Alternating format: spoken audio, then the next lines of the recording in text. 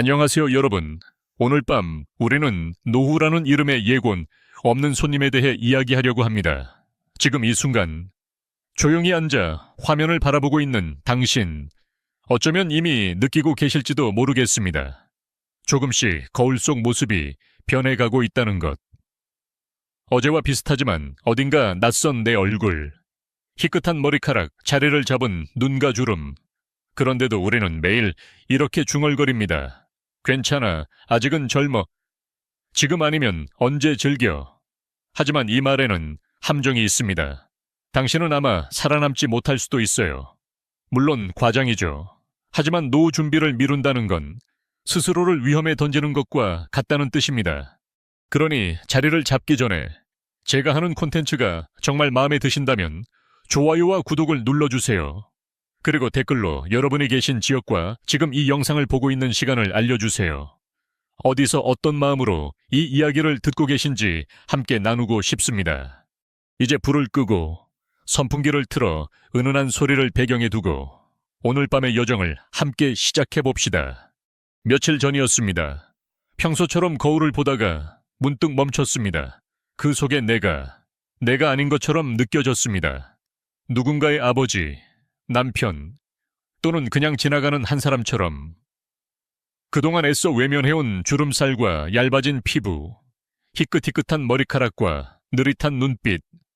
나는 언제 이렇게 되었을까?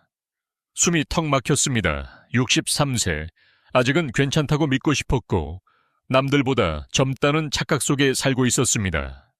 하지만 현실은 다르게 흘러가고 있었죠. 요즘 들어 친구들이 하나둘씩 병원에 드나들기 시작했습니다. 어릴 적엔 축구도 같이 뛰던 친구들이 이젠 허리를 부여잡고 병원 이름을 먼저 외우고 다니더군요. 한 친구는 갑작스레 쓰러졌습니다. 한때 잘 나가던 외과 의사였습니다. 나는 사람 고치는 사람이지. 그렇게 남의 건강만 챙기고 정작 자기 몸은 돌보지 않았답니다. 60대 초반까진 멀쩡했어요. 술도 마시고 회식도 즐기고 건강검진도 미뤘습니다. 그런데 어느 날 식사 도중 쓰러졌습니다. 뇌졸중. 지금은 혼자 화장실도 못 가고 침대에 누워서 천장만 바라보는 생활을 합니다. 가장 마음 아팠던 건 그분이 한 이 말이었습니다. 돈도 벌었고 명예도 있었는데 지금 보니 다 무슨 소용이야. 가족들과 보낸 시간이 너무나 짧았고 건강을 잃으니 그 모든 게 다 무너졌어. 그분의 후회는 결코 그분만의 것이 아니었습니다. 제가 방문한 요양원에서 만난 어르신들 대부분이 비슷한 후회를 털어놓으셨습니다. 물론 처음엔 다들 나는 다를 거야 라고 생각했다고 합니다. 바로 우리처럼요. 시간은 아직 많다. 노후는 나중에 생각해도 돼. 하지만 시간이란 녀석은 참 야속하게도 아무 소리 없이 우리를 지나쳐갑니다. 저는 매일 밤 잠자리에 들기 전 스스로에게 묻습니다. 오늘도 나는 내 노후를 조금이나마 준비했는가? 그 답이 아니오일 때는 이상하게 더 불안하고 초조해집니다. 그리고 문득 80대 어르신들이 하신 그 말씀이 떠오릅니다. 내가 60대로 돌아갈 수만 있다면. 그 한마디가 제 가슴을 후벼 팠습니다. 왜냐하면 저는 지금 그 60대를 살고 있으니까요. 이 말은 곧 지금이 마지막 기회라는 뜻이기도 했습니다. 어떤 어르신은 말씀하셨습니다. 그땐 몸이 괜찮았으니까 뭐든 할 수 있었지. 근데 그땐 그게 당연한 줄 알았어. 그 평범한 문장이 제 머릿속에서 맴돌았습니다. 우리가 당연하게 여기는 것들, 걸을 수 있는 다리, 먹을 수 있는 이빨, 숨 쉴 수 있는 폐, 들을 수 있는 귀, 그게 당연하지 않을 날이 반드시 옵니다. 그리고 그건 생각보다 훨씬 빠릅니다. 참 이상한 일이죠. 우리는 누구보다 노후를 준비해야 할 시기인데 정작 그 사실을 망각하고 살아갑니다. 주식 계좌에는 관심을 두면서 건강 계좌는 비워두고요. 보험은 들어도 마음의 평안에는 투자하지 않아요. 제가 드리고 싶은 말씀은 단순합니다. 늦지 않았습니다. 지금이라도 시작하면 됩니다. 하지만 반드시 기억해야 할 건 내일은 언제나 너무 늦을 수 있다는 사실입니다. 한 84세 할머니는 저에게 이런 말을 해주셨습니다. 나는 하루하루를 되감기처럼 살고 있어. 오늘 내가 하는 말이 10년 전 내게 들려주고 싶은 말이야. 그 말이 너무 슬프고도 따뜻해서 잠깐 말문이 막혔던 기억이 납니다. 우리도 똑같습니다.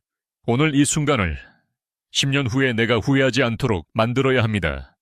혹시 지금 가족과 함께하는 시간이 부족하진 않나요? 몸이 조금씩 무거워지는 걸 느끼면서도 무시하고 있진 않나요? 만남보다 혼자 쉬는 시간이 더 많아지진 않았나요? 이 모든 건 경고 신호일 수 있습니다.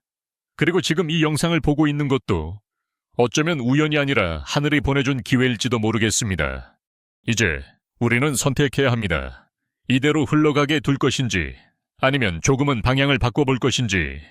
그러니 오늘은 우리 인생을 바꿀 단 하나의 질문을 같이 던져봅시다. 나는 지금 나의 노후를 대하는 태도가 과연 합당한가? 지금까지 너무 바쁘게 달려오셨잖아요.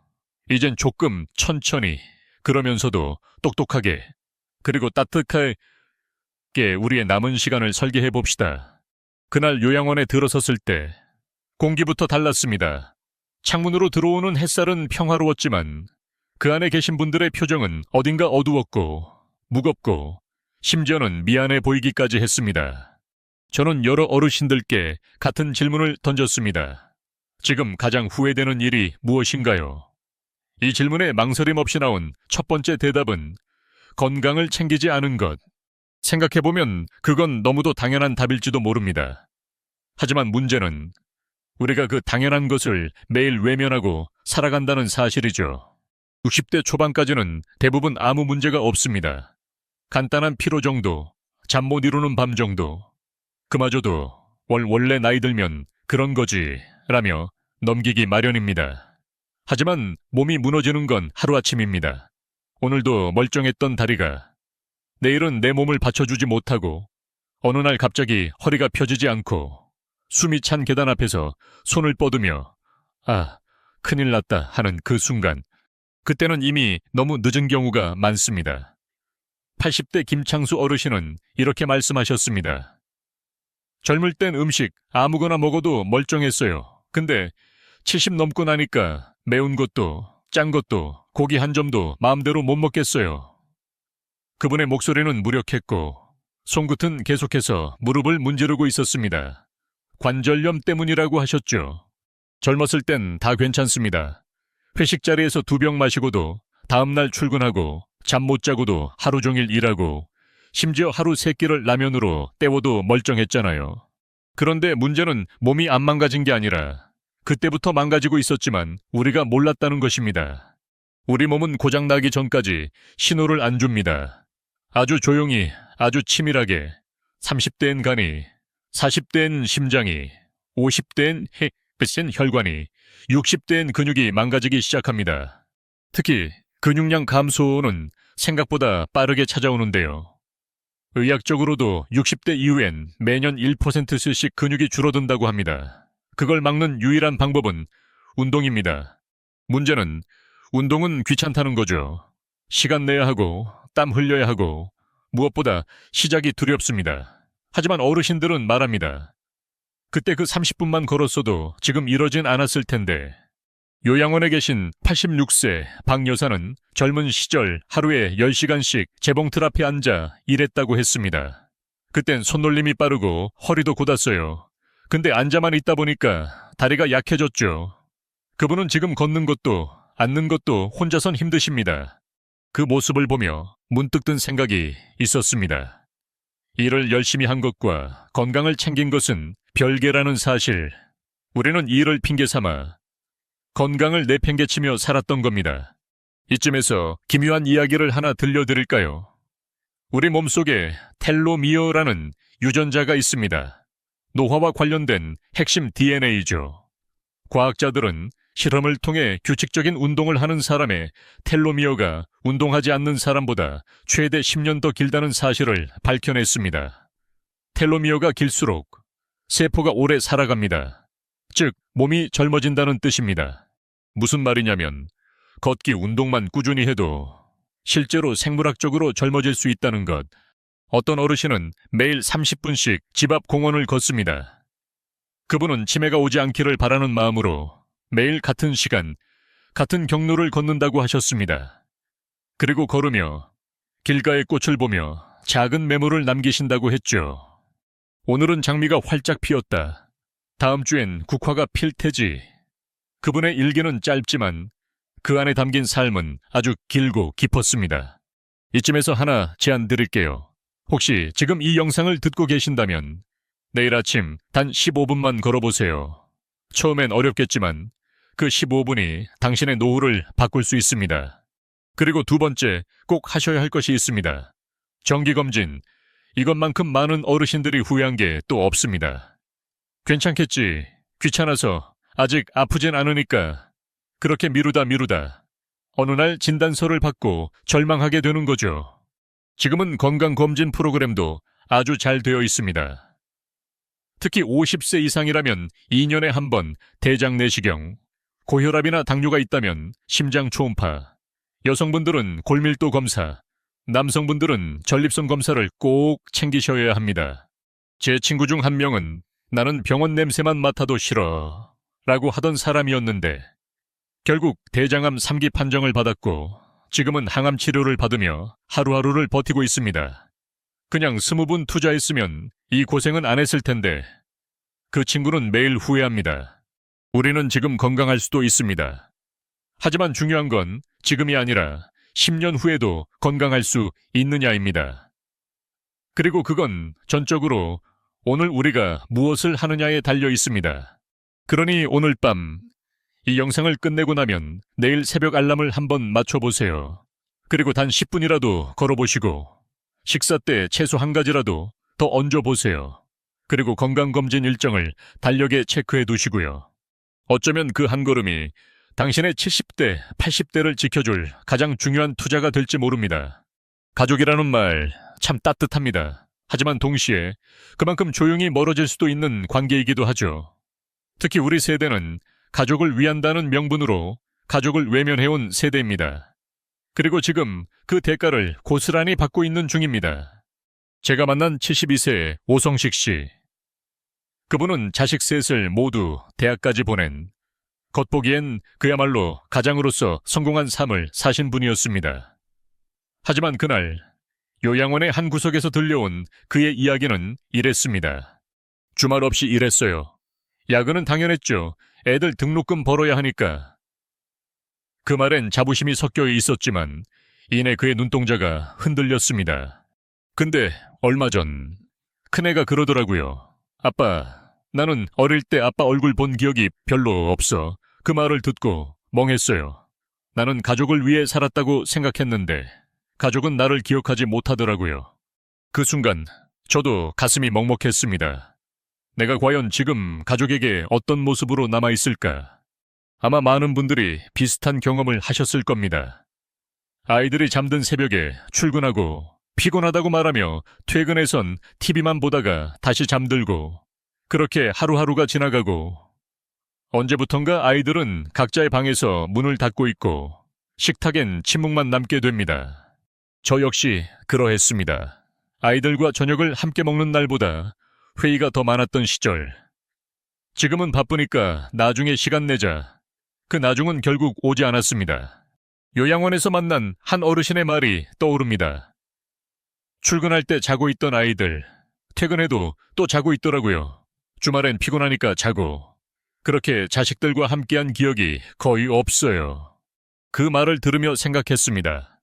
바빴다는 건 그냥 핑계였구나. 우리는 모두 같은 24시간을 가집니다. 문제는 그 시간을 어디에 썼느냐, 그리고 누구와 보냈느냐는 것이죠. 아이들은 금방 자랍니다. 손을 잡고 길을 걷던 시절이 있었는데 이젠 연락 한 통 받는 것도 드물어졌습니다. 그렇게 가족은 조금씩 조용히 우리 곁을 떠납니다. 아무 소리 없이. 여기서 잠깐 미국의 심리학자 브론 펜브레너의 생태학적 인간 발달 이론을 떠올려 봅니다. 그는 인간 발달에 있어 가장 중요한 환경은 바로 가족과의 상호작용이라고 했습니다.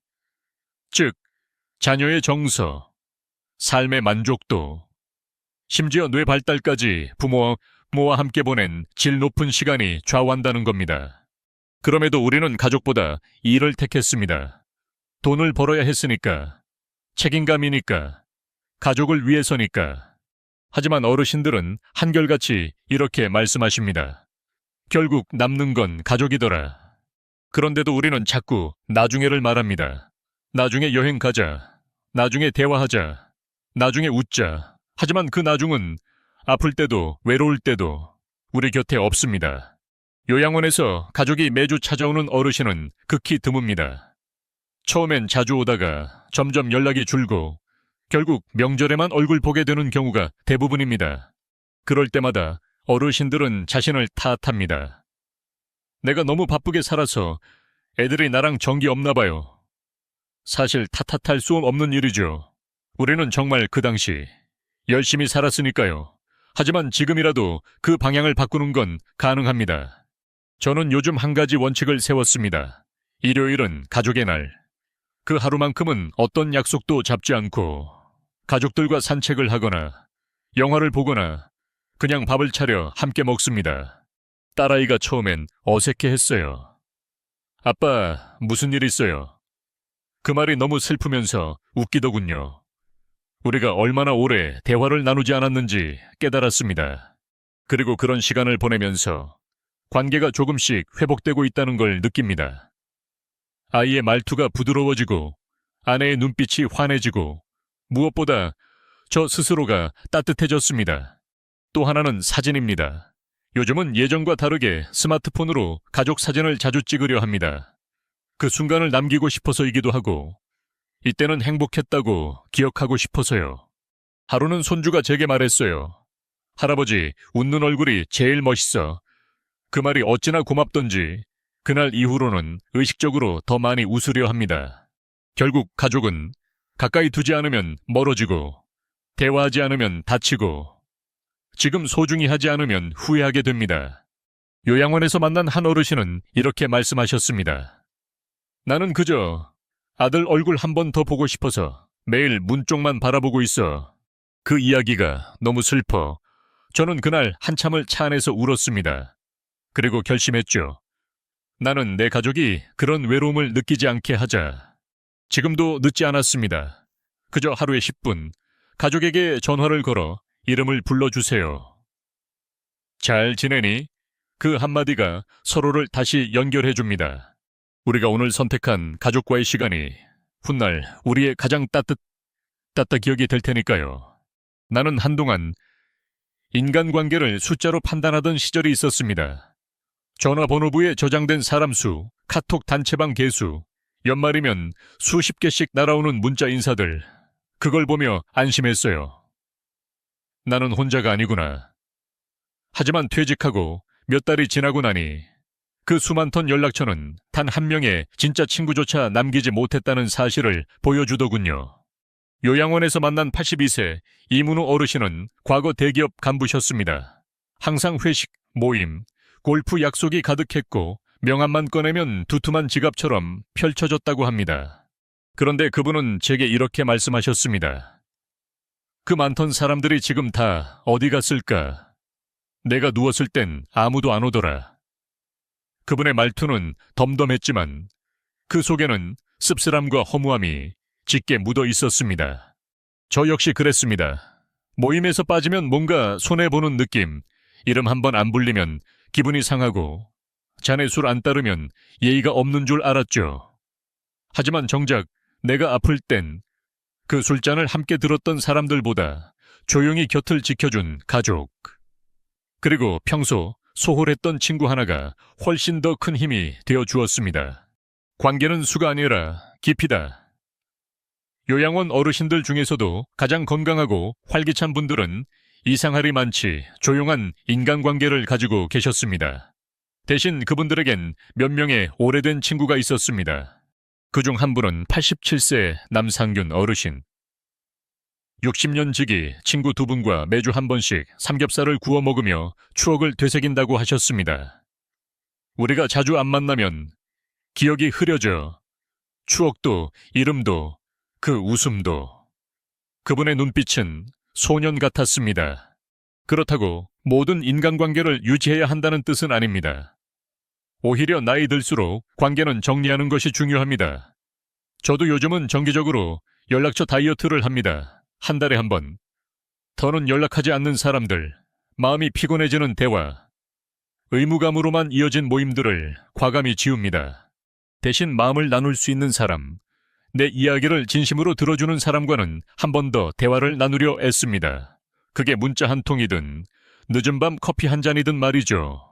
어느 날 퇴직 후 처음 간 동창회에서 그 차이를 확실히 느낄 수 있었습니다.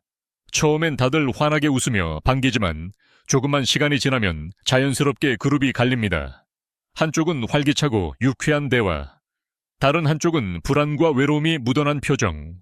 그리고 자세히 보면 활기찬 그룹은 대개 지속적으로 만나며 서로의 삶을 나누는 이들이었습니다. 그 반대는 단절된 관계. 오랜만에 인사가 어색하고 가면을 쓴 대화만 반복되는 사람들이었죠. 이쯤에서 사회심리학 용어 하나를 짚고 가볼까요? 정서적 고립감, emotional isolation. 이는 육체적으로는 함께 있어도 정서적 연결이 단절된 상태를 의미합니다. 노년에 특히 문제가 되는 감정입니다. 이 상태는 우울증, 인지 저하, 심지어 수명 단축까지 불러올 수 있다고 합니다. 정서적 고립을 피하는 가장 효과적인 방법은 무엇일까요? 의미 있는 관계를 유지하는 것, 그리고 그보다 더 중요한 건 자기 자신과도 연결되어 있는 것. 그래서 저는 혼자 있는 시간과도 친구가 되는 연습을 시작했습니다. 퇴직 후 처음 몇 달은 정말 혼란스러웠습니다. 늘 바쁘던 하루가 갑자기 너무 조용해진 겁니다. 그때 우연히 동네 도서관에서 글쓰기 모임을 발견했습니다. 주저하다가 가입했고 지금은 매일 일기를 씁니다. 길게 쓸 필요도 없습니다. 오늘은 흐림, 커피 맛이 조금 썼다. 그 한 줄이 내 하루를 정리해줍니다. 그리고 신기하게도 나를 나와 연결해주는 끈이 됩니다. 요양원에서 만난 91세의 임 여사는 매일 손으로 편지를 씁니다. 보낼 때도 없어요. 그냥 내 기억과 대화하는 거지. 그 말이 얼마나 고요하고 아름다웠는지 저는 한참을 그 자리에서 떠나지 못했습니다. 사람은 결국 사람으로 인해 살고 사람으로 인해 무너지고 사람으로 인해 다시 일어섭니다. 그리고 그 사람이 반드시 타인일 필요는 없습니다. 그중 가장 소중한 관계는 바로 자기 자신과의 관계일 수 있으니까요. 그러니 오늘 밤 핸드폰을 잠시 내려두고 지금 내가 가장 대화를 나누고 싶은 사람이 누구인지 떠올려 보세요. 그리고 그 사람이 바로 자신이라면 그건 아주 좋은 신호입니다. 외로움이 아닌 고요함과 친해지는 법. 이게 바로 우리가 만들어야 할 노년의 인간관계입니다. 돈, 이 단어는 평생 우리를 쫓아다녔고 우리는 평생 그것을 쫓았습니다. 가족을 위해, 안정된 삶을 위해, 그리고 불안하지 않기 위해. 저 역시 돈을 무척 중요하게 여겼습니다. 아니, 지금도 중요하게 여깁니다. 그런데 나이가 들수록 깨닫게 되는 게 하나 있어요. 돈이 전부는 아니지만 없으면 아무것도 안 된다는 사실. 이 말, 어느 83세 어르신께 들은 문장인데 처음엔 모순처럼 들렸습니다. 돈이 전부가 아니라면서 아무것도 안 된다고요. 그런데 지금은 그 말이 얼마나 정확하고 섬세한 표현이었는지 알 것 같습니다. 요양원에서 만난 분들 대부분이 비슷한 이야기를 하셨습니다. 더 많이 벌 걸, 이 아니라 돈만 벌다가 인생을 놓쳤다는 고백이었습니다. 한 분은 대기업 임원이셨습니다. 당시엔 연봉도 높았고 회사에서 대접도 받았지만 정작 가족과는 멀어졌고 퇴직하고 나니 아무도 곁에 없더랍니다. 돈은 통장에 남았지만 사람이 없고 웃음이 없고 하루가 너무 길었다고 하셨어요. 반면 또 다른 분은 자산이 많진 않지만 소박하게 자식과 함께 살며 텃밭도 가꾸고 손주들과 놀며 오히려 더 풍요롭게 느껴지는 삶을 살고 계셨습니다. 돈으로 시간을 살 수는 없더라. 그냥 그 시간을 어떻게 쓰느냐가 전부야. 돈은 분명히 필요합니다. 병원비, 생활비, 갑작스런 사고, 그 모든 걸 대비하려면 어느 정도의 준비는 필수죠. 문제는 그 준비가 전부가 되어버리는 순간입니다. 예전에 제 친구 중에 은행 지점장으로 은퇴한 사람이 있었습니다. 정년까지 일했고 큰 돈도 만졌습니다. 그런데 퇴직 후 1년 만에 경비 일자리를 구했다고 하더군요. 자식들 다 출가했는데 내 노후는 준비 못했더라. 그 말을 듣고 저는 두렵고 부끄럽고 어쩐지 눈물이 날 것 같았습니다. 그 친구는 자식 교육에 모든 걸 쏟았고 그 덕에 자식들은 잘 되었지만 본인의 삶은 비어 있었다. 고 말했습니다. 노후 자금은 손에 쥐지 못했고 그나마 받는 연금도 빠듯해서 매달 계산기를 두드리며 살아간다고 했습니다. 반면 또 다른 친구는 크게 벌진 않았지만 40대부터 조금씩 꾸준히 준비해왔습니다.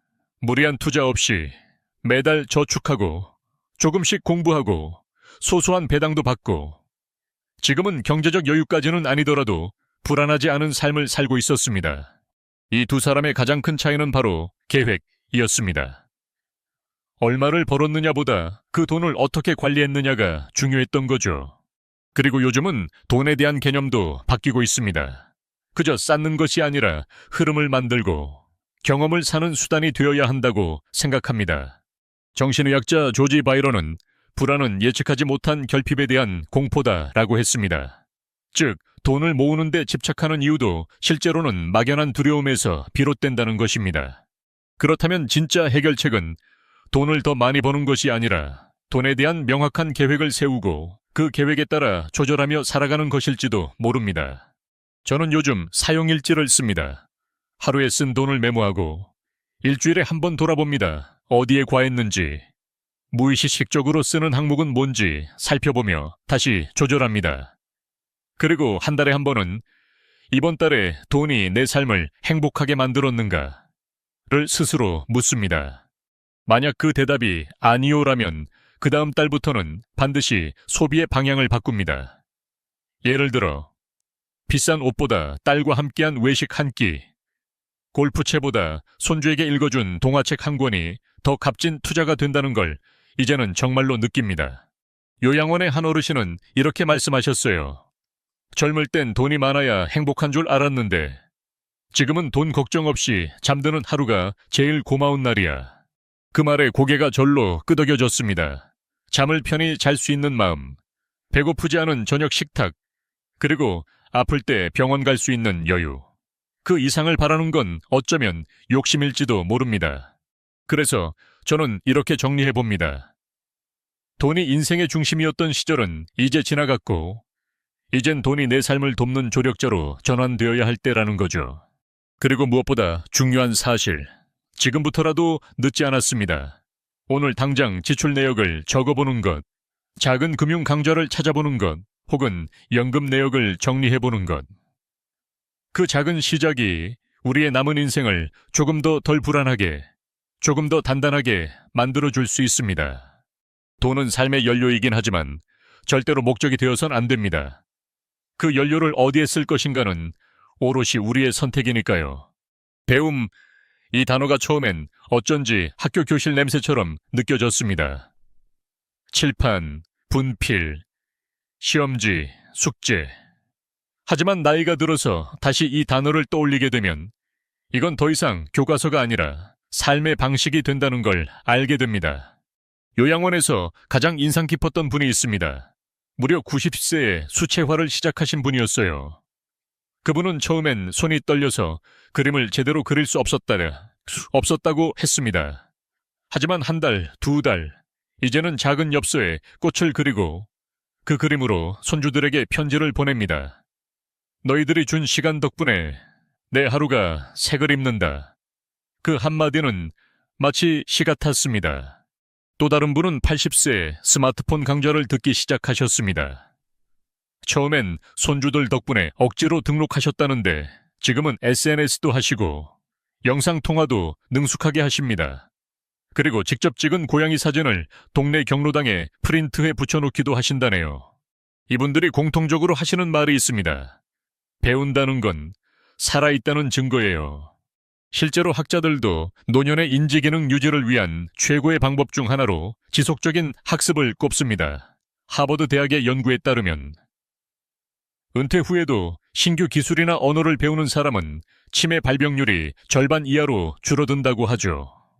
그럼에도 불구하고 대부분의 어르신들은 배우고 싶어도 뭘 배워야 할지 모르겠다고 말합니다. 혹은 지금 배워서 뭐 하냐며 포기하죠. 저도 그랬습니다. 퇴직하고 시간이 남아도는 게 처음엔 그토록 낯설고 불안했습니다. 뉴스만 보자니 우울하고 TV는 금방 질리고 그 흔한 게임조차 손에 안 잡히더군요. 그러다 어느 날 복지관에 붙은 포스터 하나가 눈에 띄었습니다. 중년을 위한 기타 강좌. 문득 20대 시절에 짝사랑하던 누나가 기타 치는 모습을 멋지다고 했던 기억이 떠올랐습니다. 그 추억 하나로 등록했고 처음엔 손이 굳어서 줄을 제대로 누르지도 못했지만 지금은 간단한 동요 정도는 연주할 수 있습니다. 놀라운 건 연주하는 순간마다 뇌가 깨어나는 기분이 든다는 겁니다. 지금은 복지관 작은 무대에서 다른 분들과 함께 작은 음악회도 열고 있어요. 그때마다 제 삶이 정말 살아있는 것처럼 느껴집니다. 그런데 더 놀라운 건 이런 배움이 곧 인간관계를 바꿔준다는 점입니다. 기타 강좌에서 만난 분들과 같은 음악을 연습하고 실수하며 웃고 집에 가는 길에 국밥 한 그릇 같이 먹고 그게 어쩌면 젊은 날 그리던 따뜻한 일상일지도 모른다는 생각이 들었습니다. 요양원에서 만난 한 할머니는 매일 아침 영어 공부를 하신다고 했습니다. 어디에 쓰려고 배우세요? 하고 여쭤봤더니 아무 데도 안 써요. 그냥 내 머릿속에 불이 켜지는 느낌이 좋아서요. 그 말은 지금도 제 귓가에 남아 있습니다. 우리는 쓸모만 따지다가 정작 중요한 걸 놓칠 때가 너무 많습니다. 무언가를 배우는 건 꼭 결과를 위한 게 아닙니다. 배움 그 자체가 목적이 되어도 괜찮습니다.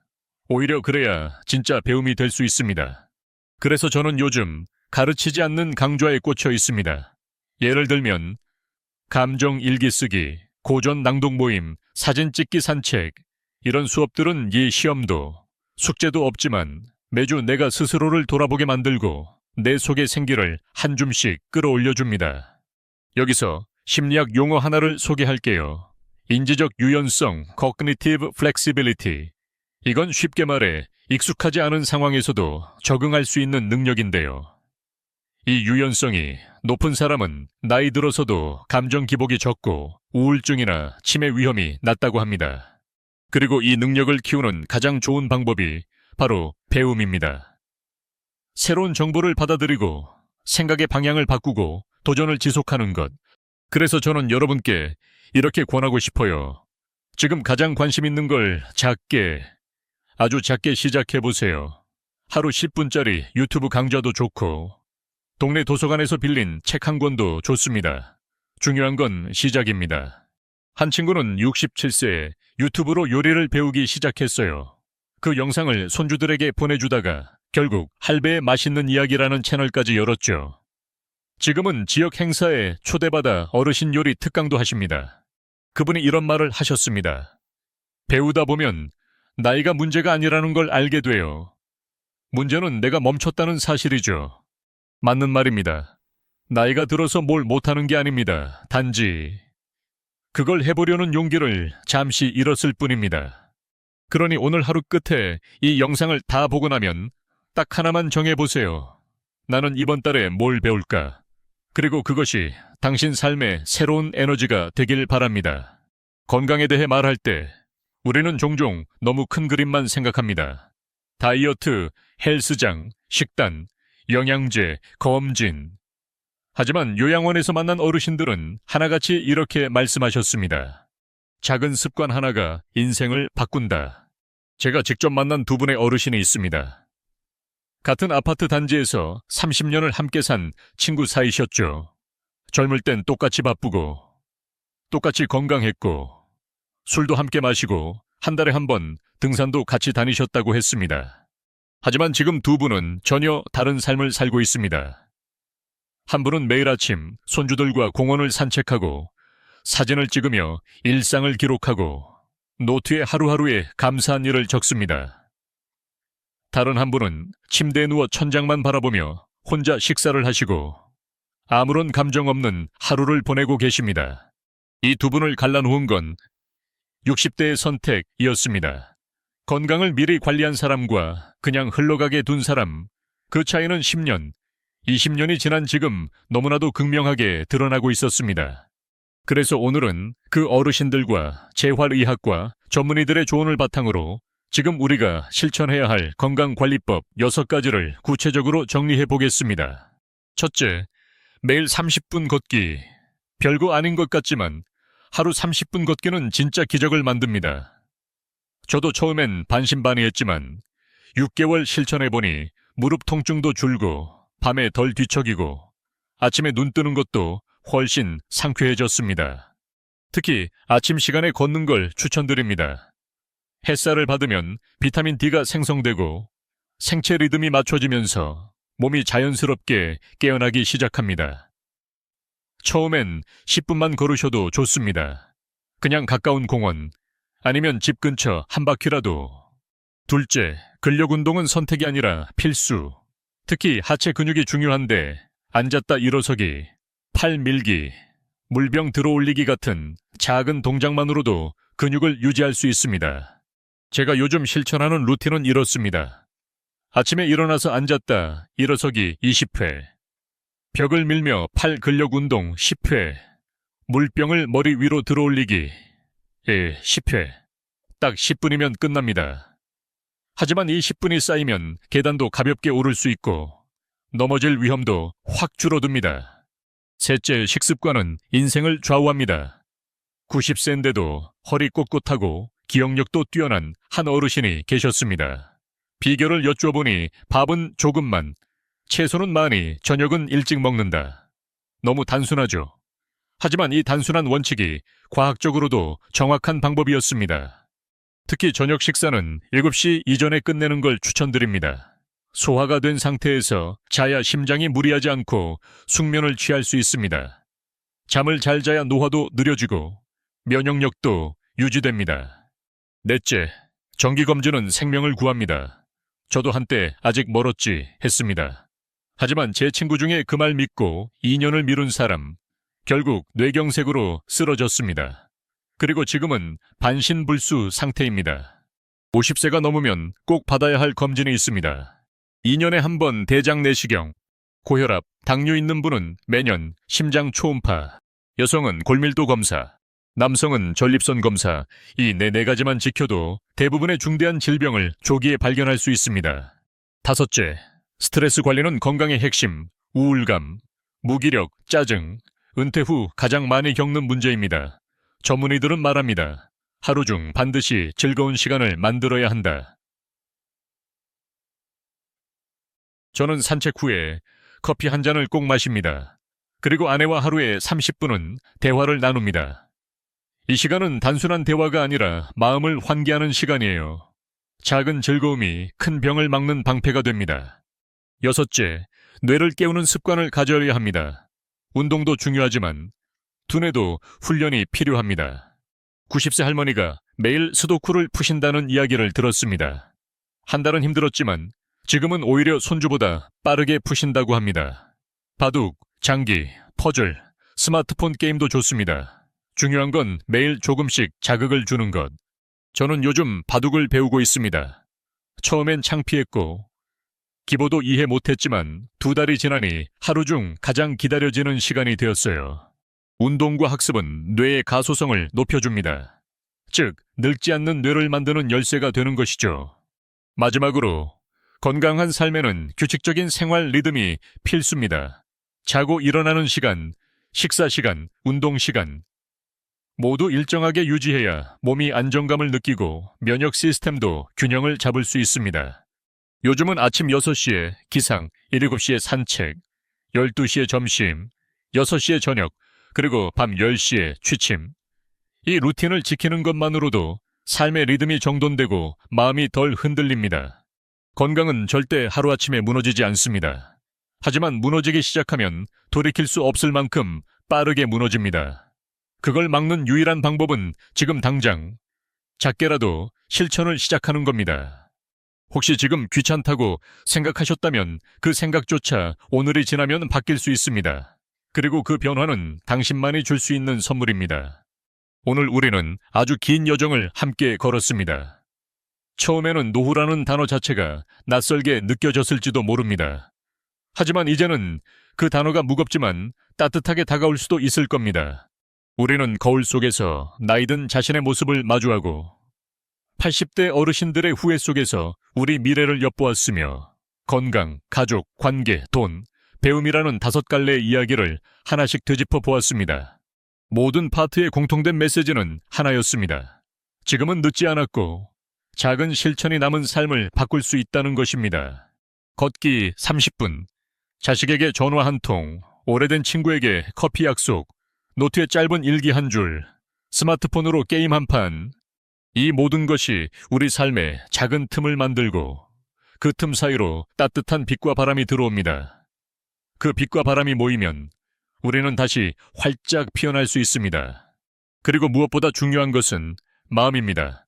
마음이 무너지면 건강도, 관계도, 배움도 아무 소용없어지기 때문입니다. 그래서 우리는 매일 아침 스스로에게 말해 주어야 합니다. 오늘도 괜찮아. 나는 여전히 괜찮아. 지금 당신의 하루는 어땠나요? 혹시 고단했다면 지금 이 순간부터 조용히 숨을 고르세요. 조명이 어둑해지고 밖에선 선풍기 소리와 함께 벌레 소리가 희미하게 들려옵니다. 모든 게 조금씩 느려지는 이 시간. 당신은 정말 수고 많으셨고 앞으로의 날들 역시 충분히 의미 있게 살아갈 수 있습니다. 그러니 부디 오늘 이야기들이 당신의 마음속에 작은 씨앗이 되어주길 바랍니다.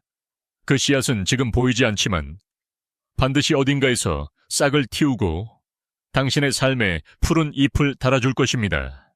스크립트 종료. 편안한 밤 되세요.